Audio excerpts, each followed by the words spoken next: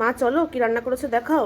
হ্যাঁ চলো যাই, কি রান্না করেছি বন্ধুদের দেখাই। আজকে তো নিরামিষ রান্না বান্না, চলো যাই, আসো দেখাই কি রান্না করেছি।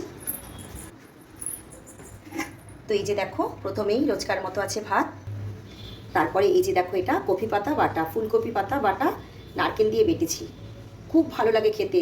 তোমরা কমেন্টস করে জানিও যে কে কে আমার মতো ফুলকপি পাতা বাটা নারকেল দিয়ে করো। এই যে দেখো, মেয়ের জন্য একটু আলু ভাজা করেছি, আর এই যে এটা সকালের আলুর তরকারি একটু আছে। আর এই যে দেখো এটা চচ্চড়ি বা পাঁচমিশালি তরকারি যাই বলো তোমরা, কপির ডাঁটা মূলোর ডাঁটা সব দিয়ে, সব রকম সবজি দিয়ে করেছি। আর এই যে দেখো বন্ধুরা, ফুলকপি আলুর তরকারি করেছি, এই যে দেখো ডালের বড়ি দিয়ে করেছি। আর এই যে দেখো বন্ধুরা, এটা কি বলো তো, বাতাবি লেবু।